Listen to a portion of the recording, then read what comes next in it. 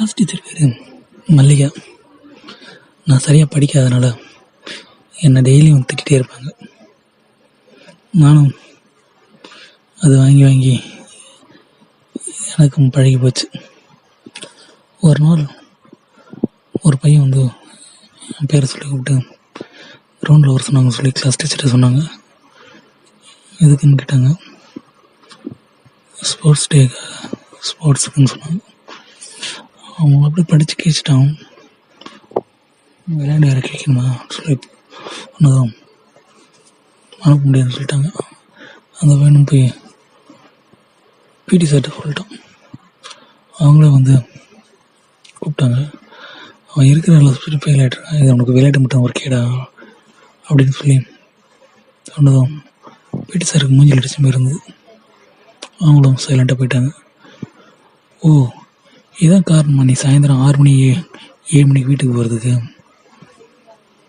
எனக்கு என்ன சொல்கிறதுனே தெரியல. நாளைக்கு உங்கள் அப்பாவை கூப்பிட்டுவான்னு சொல்லிட்டாங்க. நான் அடுத்த நாள் அப்பாவை கூப்பிட்டு போனேன். இந்தமாரி உங்கள் பையன் படித்தானா பாஸ் பண்ணுறதுலாம் ரொம்ப கஷ்டம். அவனுக்கு எல்லாம் சொல்லிட்டு நானே சொல்லித்தரேன், எங்கள் வீட்டுக்கு வர சொல்லுங்கன்னு சொன்னான். சாயந்தரம் 4 to 5 1 மணி நேரம் சன்னாயரில் ஃபுல்லாக சொன்னாங்க. எங்கள் அப்பாவும் சரின்னு சொல்லிட்டாங்க. நானும் அவங்க வீட்டுக்கு போக ஆரம்பித்தேன். அவங்க ஹஸ்பண்டு வேலை இல்லாமல் வீட்டில் தான் இருந்தாங்க. அவங்களுக்கு ஒரு பையன் 3 வயசு இருக்கும். டெய்லியும் கிளாஸ்க்கு போயிட்டு வந்துட்டு தான் இருந்தேன். போகிற அன்னைக்கு அவங்க வீட்டில் அவங்க ஹஸ்பண்ட் இல்லை.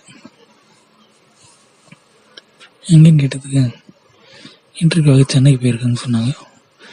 2 நாள் வந்துடும்னு சொன்னாங்க. குழந்தை யார் பார்த்துக்கிறாங்க கேட்டதுக்கு பக்கத்து வீட்டில் இருக்கிறவங்க பார்த்துப்பாங்க அப்படின்னு சொன்னாங்க. சரின்னு நான் புக்கை திறந்து படிக்க ஆரம்பித்தேன்.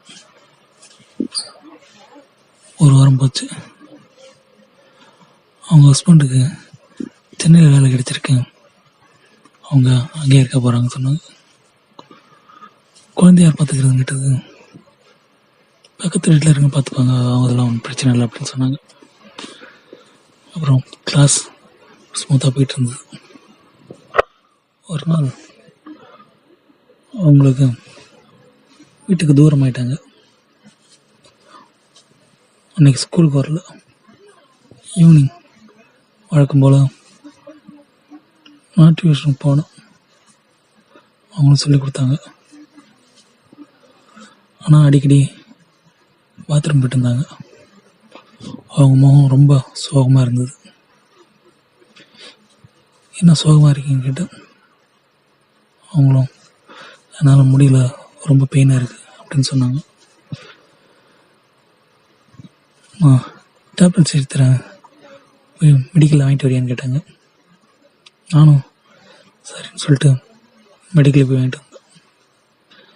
அதை போட்டுட்டு கொஞ்ச நேரம் ஊற்ற பிடிச்சிட்டு உட்காந்துருந்தாங்க.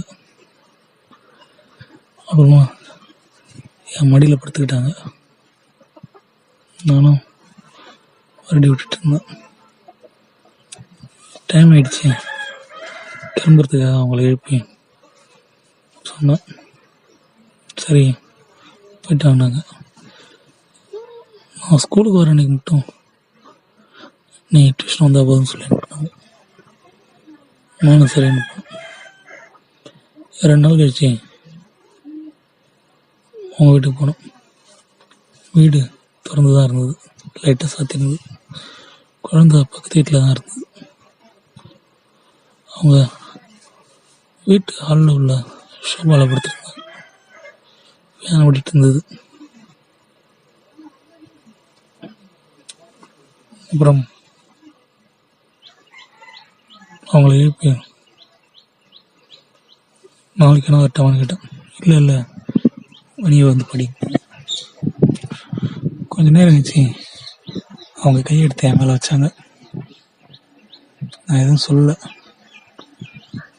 கொஞ்ச நேரத்தில் அப்படியே 2 பேரும் சந்தோஷமாக இருக்க ஆரம்பிச்சிட்டோம். அப்புறம் என்ன, டெய்லியும் சந்தோஷம்தான். Okay, thank you.